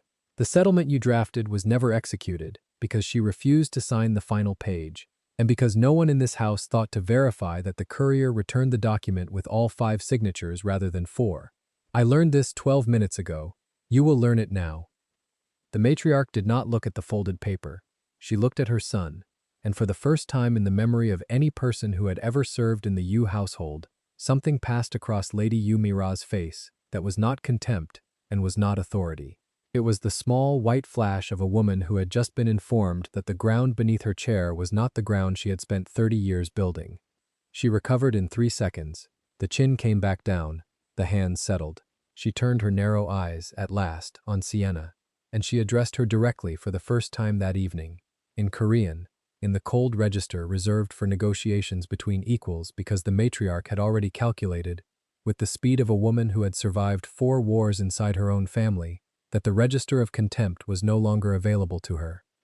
What do you want, lady? Sienna did not smile. She did not look at Ji-eun. She kept her eyes on the matriarch, and she answered in Korean for the first time that evening, in the same low pace she had used in the corridor, the consonants placed with the careful exactness of a woman who had spent 5 years training her tongue for this specific room. 2 conditions, ifo mioni nim. The first, you will leave this house, not the room, the house, tonight, before the first guest descends from the ballroom into the courtyard. You will sign, in the presence of my counsel who is currently waiting in suite 1804 of this hotel, a full transfer of your remaining personal shares in the holdings to the trust of which my son is the sole beneficiary. You will retain the apartment in Hanam-dong and the monthly stipend. You will retain the title of Lady Yu until your death. You will not retain any vote, any presence, any voice, in any matter pertaining to the Black Orchid Syndicate or to any business under the umbrella of this family, from the moment the ink on that signature dries until you are placed in the ground. You will not appear at the wedding I intend to celebrate in this hotel 6 weeks from this evening. You will not appear at any function attended by the child you have never met. You will be informed of his existence in a letter, and that letter will be the last communication you receive from this branch of the house. Ji-eun made a small sound in the back of her throat. She covered it instantly with a sip of tea that she had not been offered. The second condition. Sienna's voice did not change tempo. By 8 o'clock tomorrow morning, Asher Carlyle Yu, 6 years old, currently in the care of my mother, in a residence in upstate New York, will be entered into the Yu family registry as the legitimate firstborn son of Yu Tae-hyun, with all the rights, the inheritance, the surname, and the place at the table that the registry confers. The paperwork is already prepared. My counsel has the originals. Your family lawyer will be required to be present at the registry office at 8, with the seals, with the witness, and with the small, dignified expression that he has perfected over the years. You will not be present. You have not earned the right to be present at the recognition of a grandson whose existence you spent 5 years ensuring would never reach this house. She paused, only once, only long enough to let the room understand that what came next was not a third condition, but the consequence of refusing the first two. If either condition is declined, the 47% becomes 51% before the markets in Seoul open. The Zurich freeze becomes a full liquidation. The 3 families that voted against my husband last week will receive an offer, by courier, before sunrise, to acquire the operational territories of the Black Orchid Syndicate at 30% below market value. By Monday afternoon, this family will not exist as a power. By Friday, the name will not exist on any registry. By the end of the month, the apartment in Hanam-dong will be the only address that bears the surname Yu. I have spent 5 years building the instrument that does this. I will spend 96 hours executing it, and I will sleep, Iomeoni Nim, every one of those nights. The cedar incense by the window continued to burn. The river beyond the glass continued to carry its small silver weight toward the sea. Lady Yumi-ra sat without moving for a count that, by the slow clock above the door, was 41 seconds. Then she turned her head, by degrees, to her son. Tae-hyun-ah. The Korean was very soft. It was the Korean of a mother who had, for 37 years, never once asked her son a question whose answer she did not already know. Tell her no. He did not move his hand from the back of Sienna's chair. He did not look at his mother. He looked at the folded sheet of cream paper on the lacquer between the 2 masks, and he answered in the dry Korean of a man who had, in the corridor outside this room, in the 7 minutes between the terrace and the bronze door, made a decision that the next 20 years of his life would be required to defend. No, mother. I will not. Lady Yu's hand, the one in her lap, opened and closed once against the silk of her gown. She turned her face away from her son and toward the wall of glass, and she did not turn it back. She spoke in a register so quiet that Ji-eun, who was the nearest person, had to read the words by the shape of the matriarch's lips. Call the lawyer. Bring the seals. I will be in suite 1804 in 20 minutes. I will sign whatever the foreign daughter-in-law has prepared, and then I will go to Hanam-dong, and I will not see either of you again until I am dead. She rose. She did not look at Sienna. She did not look at Ji-eun. She walked to the bronze door, opened it without waiting for an attendant, and crossed the threshold into the corridor with the same flawless posture she had carried into the room. The door closed behind her with the small dry click of porcelain finding its mark. Ji-eun remained in her chair. The pearl finish mask still lay on the table. The diamond necklace at her throat lifted and fell with a breath she could no longer fully control. Sienna turned her head, finally, and looked at her, and her voice, when she addressed the girl, was not cruel. It was simply finished. Go home, Ji-eun-si. Tell your father the Shin family will receive a separate offer, in writing, before noon tomorrow, for the harbor concessions and the maritime shares at fair market value, and that no insult is intended in the conclusion of an arrangement that should never have been opened. Take the mask. It was made for you. It will be useful at the next gala you attend, and there will be a next gala, and at that gala you will meet a man who has not been promised to another woman for 6 years and 3 months. Go. Ji-eun rose. She bowed, once, to Sienna, in the depth reserved for a woman of higher rank, because the calculation had been made in her also. She lifted the pearl finish mask from the lacquer and left the room without looking at Tae-hyun. The bronze door closed a second time. Sienna and Tae-hyun were, for the first time in 5 years, 3 months, and an uncountable number of nights, the only 2 people in a room together. The matte black mask still lay on the table. The folded paper still lay between them. The Celadon teapot still held a measure of warm ginger, and a thin curl of steam still rose from the spout. She did not move. He did. He came around the side of her chair, lowered himself onto one knee on the rosewood floor, and placed his right hand, palm open, over the gloved fingers she had laid across her knee.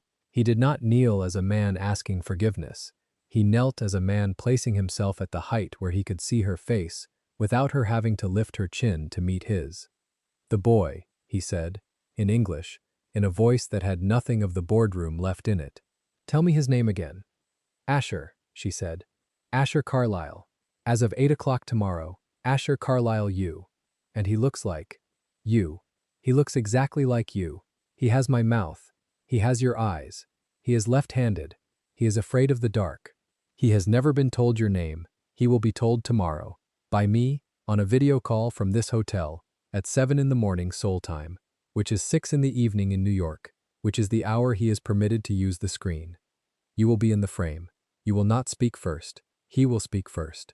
You will listen to whatever he chooses to say, and you will answer in the voice you used just now, and not in any other voice, because the voice you used just now is the only voice he will accept. Do you understand me, Jagia? Yes. Then we have an agreement. She withdrew her hand from under his. She rose from the chair, picked up the matte black mask by the silk ribbon, and walked to the bronze door without looking back. She had spent 5 years constructing a world in which that confirmation was no longer required. He rose. He followed. They left the reception room together at 12 minutes past midnight. By 12:40, Lady Yumi Ra had signed every document placed before her in Suite 1804 and had departed through the service entrance in a car that did not bear the family crest. By 2 in the morning, the 72-hour war had begun. The 3 families who had voted against Taehyun received by encrypted courier the offer Sienna had promised. By 7:58, in a small registry office in Jongno-gu, a clerk with a careful brush entered the name Yu Asher into the family registry as the legitimate firstborn son of Yu Taehyun. The seal of the family was pressed onto the page at 8 o'clock exactly, and the small dry sound of the wax meeting paper was heard by 3 people, and the third of those people was a Korean mafia boss who had, 8 hours earlier, possessed a mother, a fiancé, and a clan, and who now possessed a wife, a son, and the open declaration of war with the 3 oldest crime families on the peninsula.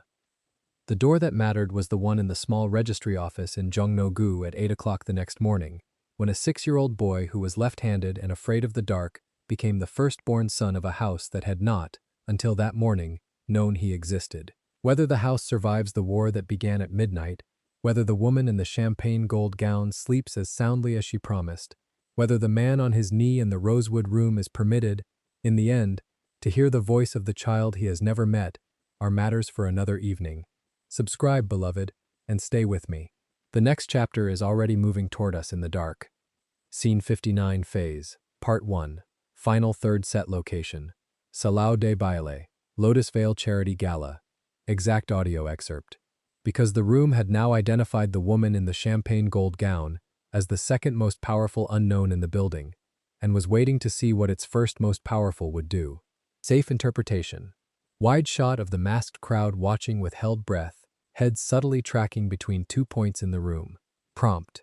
Wide cinematic shot of the masked crowd of 240 guests in haute couture standing in tense stillness across the polished black marble floor.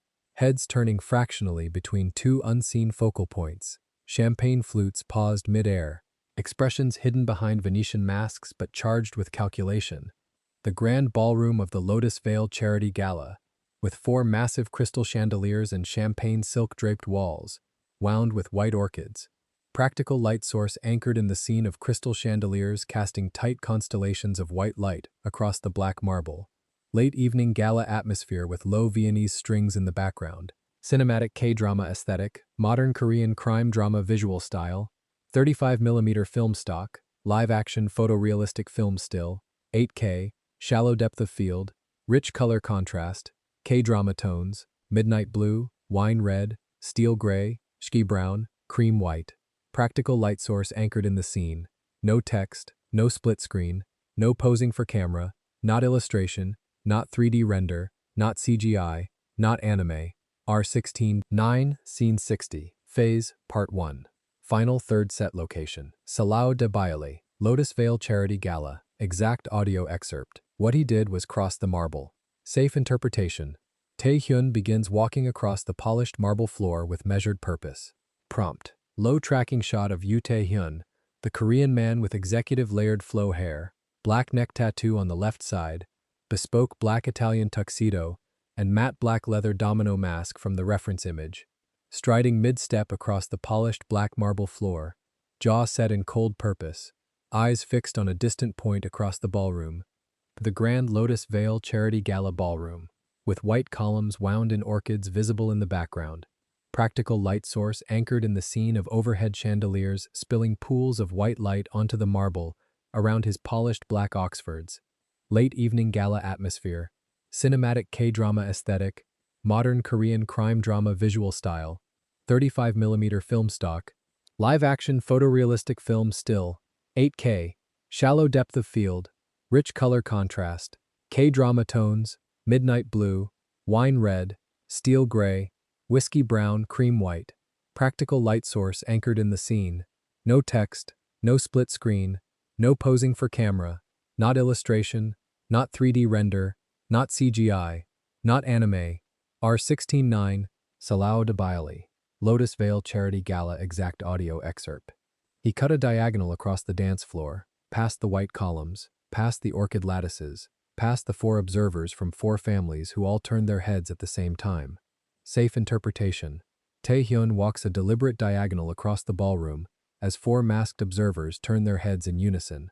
Prompt. Elevated 3/4 shot of Yoo Taehyun, the Korean man with executive layered flow hair, black neck tattoo on the left side, bespoke black Italian tuxedo, and matte black leather domino mask from the reference image, cutting a sharp diagonal mid-stride past white columns, wound with white orchids.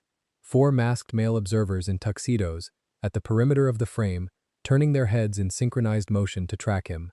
Faces composed but eyes intent.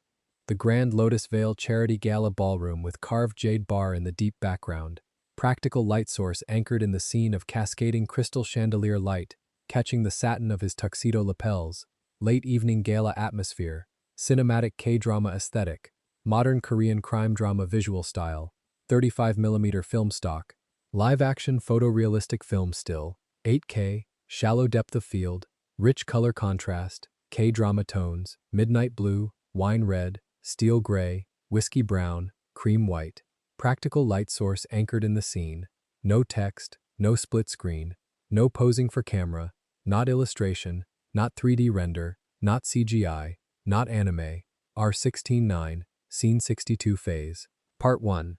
Final third set location. Salao de Baile. Lotus Vale Charity Gala. Exact audio excerpt. Past the string quartet whose first violinist felt the change in the room and adjusted, fractionally, the tempo of his bow. Safe interpretation. A first violinist of the Viennese string quartet senses the shift in the room and subtly alters his bowing tempo. Prompt. Medium close-up of the first violinist of the Viennese string quartet drawing his bow across the strings of his violin with subtle micro-adjustment of tempo, brow furrowed in concentration, eyes flicking sideways toward the dance floor. The other 3 quartet members in formal black tailcoats playing in soft focus beside him. The corner of the Grand Lotus Vale Charity Gala ballroom with champagne silk drapes and white orchid columns behind them.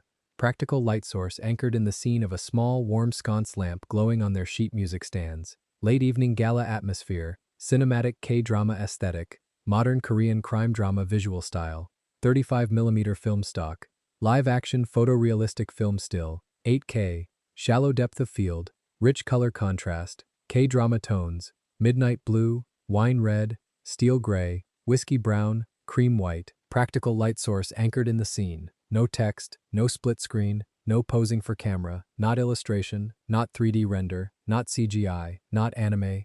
Doc R16-9. Scene 63 phase, Part 1. Final third set location. Centro da Pista de Danca exact audio. Excerpt. He stopped 1 meter from her. Safe interpretation. Taehyun halts 1 meter in front of Sienna at the center of the floor. Prompt. Wide 2 shot of Yoo Taehyun, the Korean man with executive layered flow hair, black neck tattoo on the left side, bespoke black Italian tuxedo and matte black leather domino mask from the reference image. Standing exactly 1 meter from Sienna Carlisle, the black woman with deep brown skin, soft glam blowout waves, champagne gold metallic silk gown and matte black Venetian mask with black diamonds from the reference image. Both facing each other in the circular open center of the dance floor, his hands relaxed at his sides, her chin still lowered, the polished black marble reflecting their figures like a dark mirror under the brightest chandelier, practical light source anchored in the scene of the central crystal chandelier, focusing tight white light directly over them, late evening gala atmosphere with hush around them, cinematic K-drama aesthetic, modern Korean crime drama visual style, 35mm film stock, live-action photorealistic film still, 8K, shallow depth of field, rich color contrast, K-drama tones, midnight blue, wine red, steel gray, whiskey brown, cream white, practical light source anchored in the scene, no text, no split screen, no posing for camera, not illustration, not 3D render, not CGI, not anime, AR-16 9, Scene 64 Phase. Part 1. Final third set. Location: Centro da Pista de Danca. Exact audio excerpt. She finished, instead, the small, unhurried gesture of tucking the program card into the silk ribbon at her wrist. Safe interpretation: Sienna calmly tucks a small black program card into the silk ribbon at her wrist. Prompt: tight insert shot of Sienna Carlisle, the black woman with deep brown skin, soft glam blowout waves, champagne gold metallic silk gown, and matte black Venetian mask with black diamonds from the reference image, sliding a small black program card under the thin silk ribbon tied at the wrist of her long champagne gold satin opera glove, fingers moving with unhurried precision, eyes lowered to her own hand, the polished black marble floor of the dance floor visible just behind her wrist, practical light source anchored in the scene of overhead chandelier light catching the silk ribbon and the gold thread of her gown, late evening gala atmosphere, cinematic K-drama aesthetic, modern Korean crime drama visual style, 35mm film stock, live-action photorealistic film still, 8K, shallow depth of field, rich color contrast, K-drama tones, midnight blue, wine red, steel gray, whiskey brown, cream white. Practical light source anchored in the scene, no text, no split screen, no posing for camera, not illustration, not 3D render, not CGI, not anime, 2:16:9. Scene 65 Phase, Part 1. Final third set location. Centro de Pista de Danca. Exact audio excerpt. Only then did she lift her chin. Safe interpretation: Sienna raises her chin to finally meet Taehyun's gaze. Prompt: low-angle medium close-up of Sienna Carlisle, the black woman with deep brown skin, soft glam blowout waves, champagne gold metallic silk gown and matte black Venetian mask with black diamonds from the reference image, lifting her chin in a slow, controlled motion, eyes inside the matte black mask catching the chandelier light and settling on an off-camera point, expression composed and unreadable. Yoo Tae-hyun, the Korean man with executive layered flow hair, black neck tattoo on the left side, bespoke black Italian tuxedo and matte black leather domino mask from the reference image, blurred just behind her in soft focus. The polished black marble of the dance floor under them, practical light source anchored in the scene of the central chandelier pouring white light across her gown and mask. Late evening gala atmosphere, cinematic K-drama aesthetic, modern Korean crime drama visual style, 35mm film stock, live-action photorealistic film still, 8K, shallow depth of field, rich color contrast, K-drama tones, midnight blue, wine red, steel gray, whiskey brown, cream white. Practical light source anchored in the scene, no text, no split screen, no posing for camera, not illustration, not 3D render, not CGI, not anime, R16:9. Scene 66, Phase. Part 1. Final third set location. Centro de Pista de Danca. Exact audio excerpt. Something in his chest moved. Briefly, the way a sleeping animal turns over in deep grass. Safe interpretation: Taehyun feels a brief involuntary stir behind his composed expression as he holds her gaze. Prompt: close-up of Yoo Tae-hyun, the Korean man with executive layered flow hair, black neck tattoo on the left side, bespoke black Italian tuxedo, and matte black leather domino mask from the reference image, holding eye contact with someone just off camera, lips slightly parted in the smallest fraction of an involuntary breath, eyes behind the matte black mask softening for one fleeting instant before hardening again, the blurred glow of the central chandelier and the gold of Sienna's gown shimmering at the edge of the frame, the dance floor of the grand ballroom around him, practical light source anchored in the scene of the central crystal chandelier's white light catching the side of his masked face, late evening gala atmosphere, cinematic K-drama aesthetic, modern Korean crime drama visual style, 35mm film stock, live-action photorealistic film still, 8K, shallow depth of field, rich color contrast, K-drama tones, midnight blue, wine red, steel gray, whiskey brown, cream white.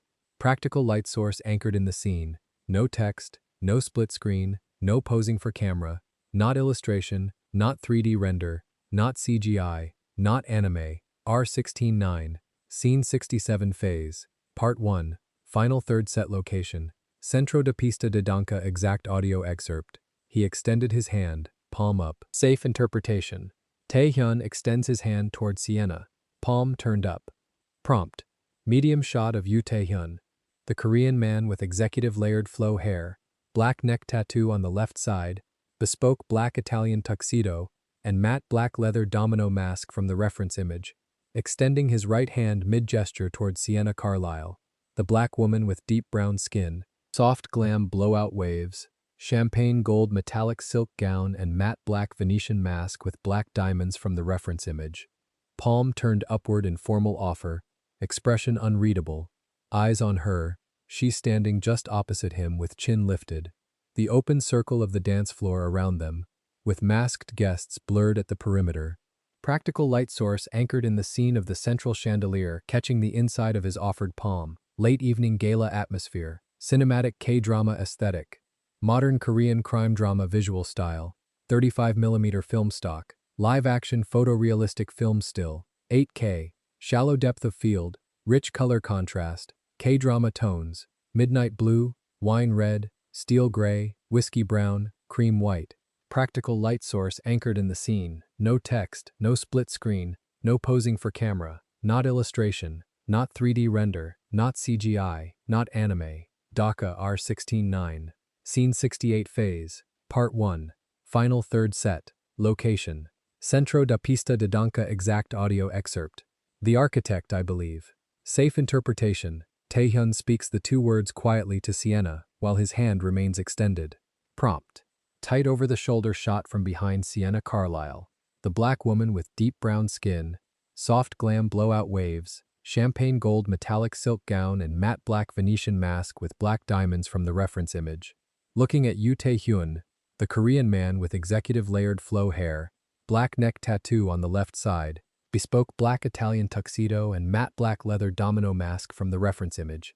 Speaking mid-word with a barely moving mouth, his hands still extended palm up between them, his eyes locked on hers, the polished black marble dance floor under their feet. Practical light source anchored in the scene of the central crystal chandelier casting tight focused light on his face. Late evening gala atmosphere, cinematic K-drama aesthetic, modern Korean crime drama visual style, 35mm film stock, live-action photorealistic film still, 8K, shallow depth of field, rich color contrast, K-drama tones, midnight blue, wine red, steel gray, whiskey brown, cream white.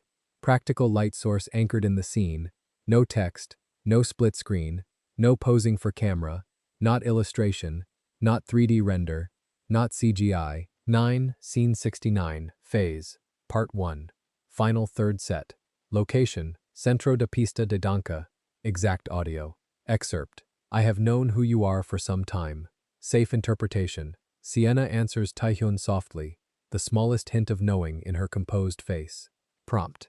Tight medium close-up of Sienna Carlisle, the black woman with deep brown skin, soft glam blowout waves, champagne gold metallic silk gown and matte black Venetian mask with black diamonds from the reference image, speaking with lips barely parting mid-word, eyes inside the matte black mask steady and faintly amused, gaze fixed on Yoo Tae-hyun, the Korean man with executive layered flow hair, black neck tattoo on the left side, bespoke black Italian tuxedo and matte black leather domino mask from the reference image, seen blurred in profile beside her, the open circle of the dance floor and blurred masked guests in the background, practical light source anchored in the scene of the central chandelier glowing on her gown and the black diamonds of her mask, late evening gala atmosphere, cinematic K-drama aesthetic, modern Korean crime drama visual style, 35mm film stock, live-action photorealistic film still, 8K, shallow depth of field, rich color contrast, K-drama tones, midnight blue, wine red, steel gray, whiskey brown, cream white. Practical light source anchored in the scene, no text, no split screen, no posing for camera, not illustration, not 3D render, not CGI, not anime. LR16. 9. Scene 70. Phase, Part 1, Final Third Set Location. Centro da Pista de Danca Exact Audio Excerpt. A small, almost invisible smile moved at the corner of her mouth. Just the corner. The rest of her face perfectly still under the black diamonds. Safe interpretation. A faint, controlled smile lifts only the corner of Sienna's mouth. The rest of her face unchanged. Prompt. Extreme close-up of the lower half of Sienna Carlisle. The black woman with deep brown skin, soft glam blowout waves, champagne gold metallic silk gown, and matte black Venetian mask, with black diamonds from the reference image. The smallest fraction of a smile, lifting the corner of her painted lips mid-motion. The rest of her face perfectly still, under the matte black mask, set with black diamonds. Gaze directed at Taehyun off-camera, blurred warm chandelier glow behind her, the central dance floor implied by the soft reflective black surface beneath. Practical light source anchored in the scene of the central crystal chandelier, catching the black diamonds of her mask and the satin glow of her skin. Late evening gala atmosphere, cinematic K-drama aesthetic, modern Korean crime drama visual style, 35mm film stock, live-action photorealistic film still, 8K, shallow depth of field, rich color contrast, K-drama tones, midnight blue, wine red, steel gray, whiskey brown, cream white. Practical light source anchored in the scene. No text, no split screen, no posing for camera, not illustration, not 3D render, not CGI, not anime.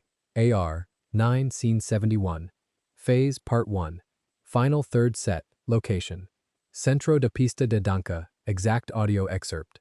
The first violinist, 3 meters away, drew his bow into the opening note of the waltz safe interpretation. The first violinist draws his bow into the opening note of the Strauss waltz 3 meters from the couple. Prompt. Medium side-on shot of the first violinist of the Viennese string quartet, drawing his bow into the opening long note of a Strauss waltz.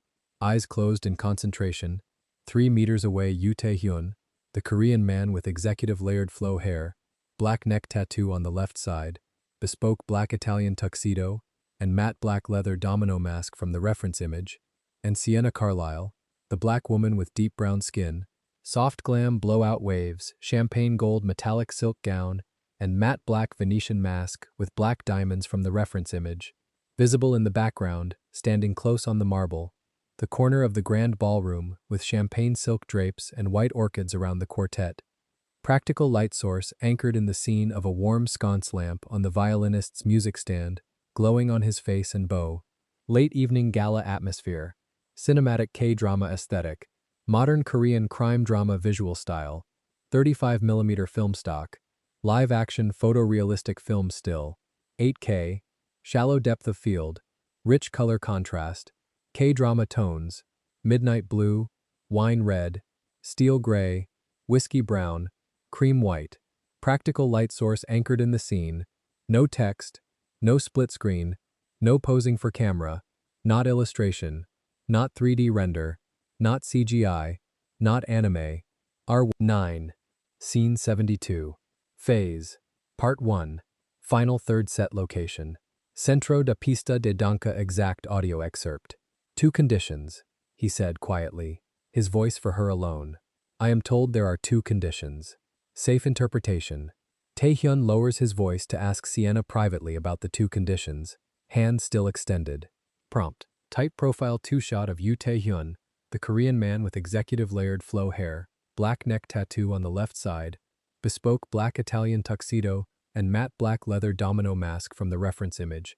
Speaking quietly mid-word towards Sienna Carlisle, the black woman with deep brown skin, soft glam blowout waves, champagne gold metallic silk gown, and matte black Venetian mask with black diamonds from the reference image. His hand still extended palm up between them, his face turned to hers at a confidential angle, her eyes fixed on his masked face listening, the polished black marble dance floor under them with the open ring of empty space around them. Practical light source anchored in the scene of the central crystal chandelier, focusing tight light on the space between them. Late evening gala atmosphere. Cinematic K-drama aesthetic, modern Korean crime drama visual style, 35mm film stock, live-action photorealistic film still, 8K, shallow depth of field, rich color contrast, K-drama tones, midnight blue, wine red, steel gray, whiskey brown, cream white. Practical light source anchored in the scene, no text, no split screen, no posing for camera, not illustration, not 3D render, not CGI, not anime. AR-9, Scene 73, Phase, Part 1, Final Third Set. Location, Centro de Pista de Danca. Exact audio excerpt. Because, Mr. Yu, what I have to say to you should be said where the room can see your face and not hear your answer. Safe interpretation. Sienna explains softly to Taehyun why she will deliver the conditions only on the dance floor.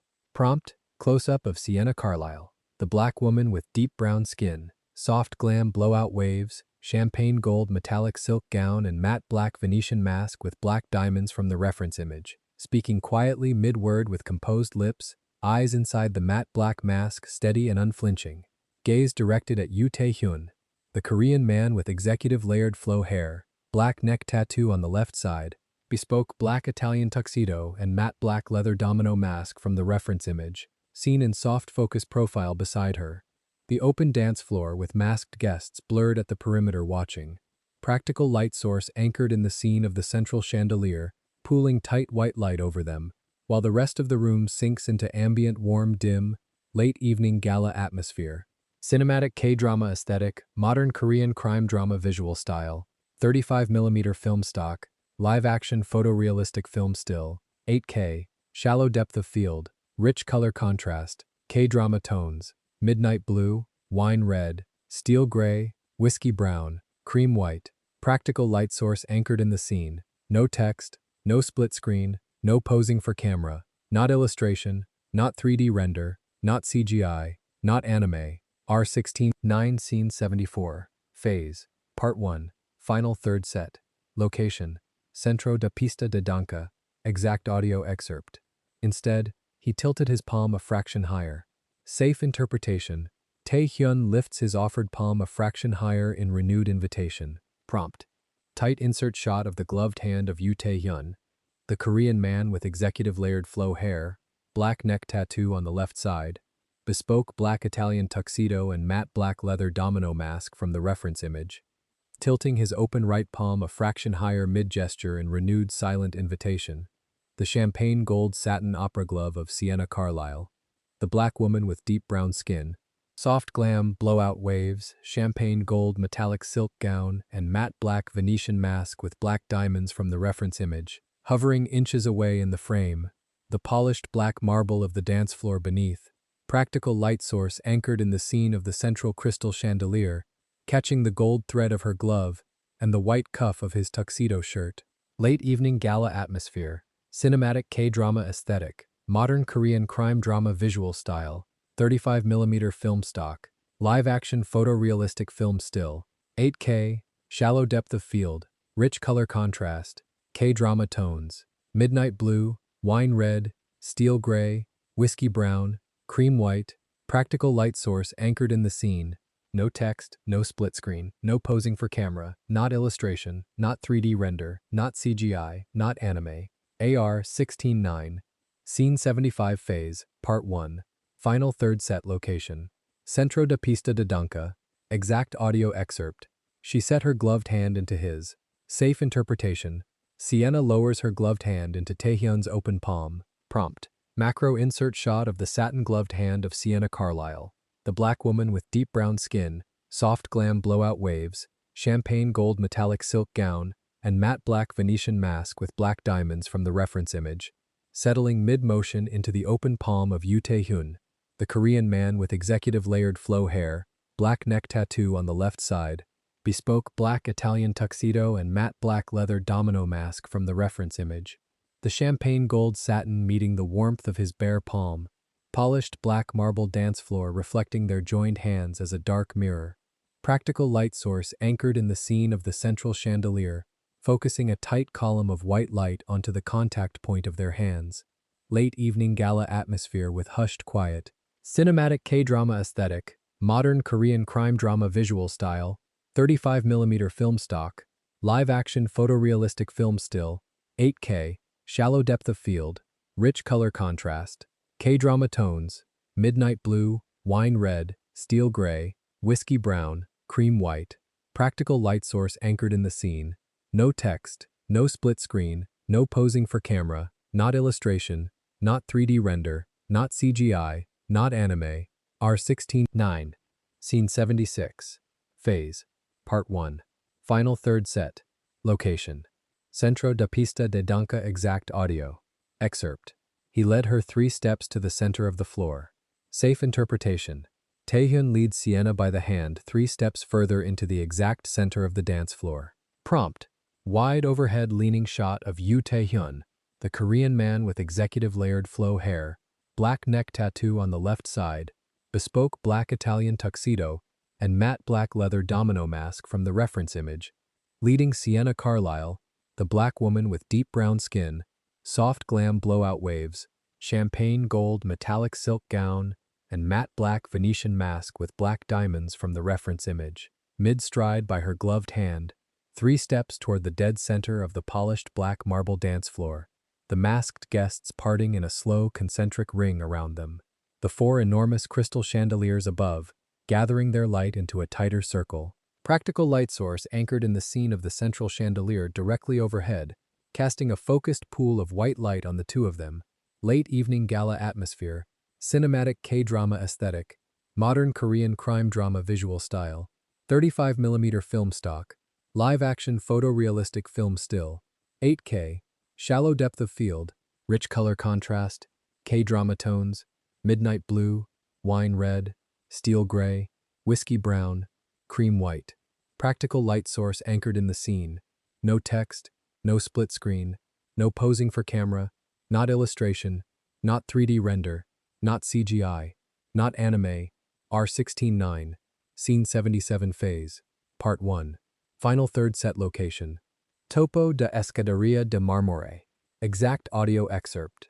Somewhere above, on the staircase, Lady Yoo Mi-ra was not breathing, and Shin Ji-eun's pearl mask had turned, slowly, an inch to the left. Safe interpretation. From the top of the marble staircase, Lady Yoo Mi-ra stands rigid, while Shin Ji-eun's pearl mask slowly turns an inch.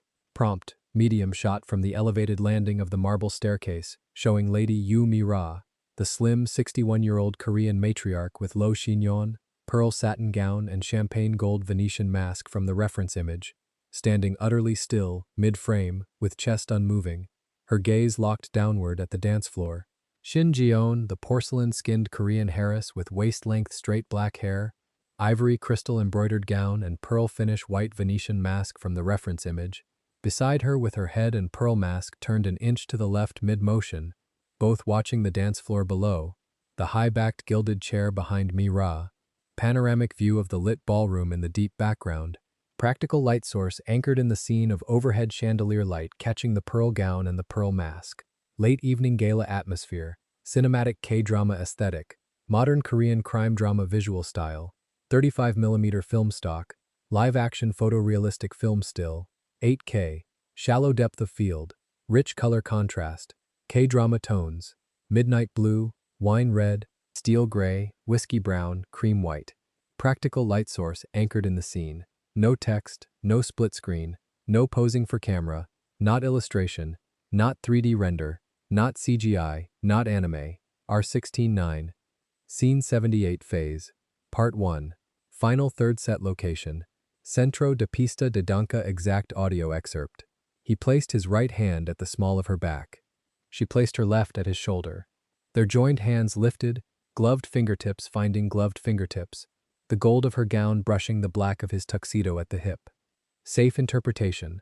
Taehyun and Sienna take the formal closed waltz position, his hand at her back, her hand on his shoulder, joined hands lifting. Prompt, cinematic 3/4 wide shot of Yoo Taehyun, the Korean man with executive layered flow hair, black neck tattoo on the left side, bespoke black Italian tuxedo, and matte black leather domino mask from the reference image. Placing his right hand mid-motion at the small of the back of Sienna Carlisle, the black woman with deep brown skin, soft glam blowout waves, Parisian champagne gold metallic silk gown and matte black Venetian mask with black diamonds from the reference image, her gloved left hand settling on his shoulder, their joined gloved hands lifting into formal waltz position, the champagne gold of her gown brushing the black satin of his tuxedo at the hip, both standing dead center on the polished black marble dance floor. Practical light source anchored in the scene of the central crystal chandelier pouring focused white light directly onto them. late evening gala atmosphere, cinematic K-drama aesthetic, modern Korean crime drama visual style, 35mm film stock, live-action photorealistic film still, 8K, shallow depth of field, rich color contrast, K-drama tones, midnight blue, wine red, steel gray, whiskey brown, cream white. Practical light source anchored in the scene, no text, no split screen, no posing for camera, not illustration, not 3D render, not CGI, not anime. AR 16:9. Scene 79 Phase, Part 1, Final Third Set Location. Centro de Pista de Danca exact audio excerpt. The violins lifted into the first long phrase of the Strauss. Safe interpretation. The Viennese quartet rises into the first long phrase of the Strauss waltz over the closed couple. Prompt. Wide cinematic shot of the Viennese string quartet in the corner of the ballroom, in soft focus, drawing their bows in unison, into the first long phrase of a Strauss waltz.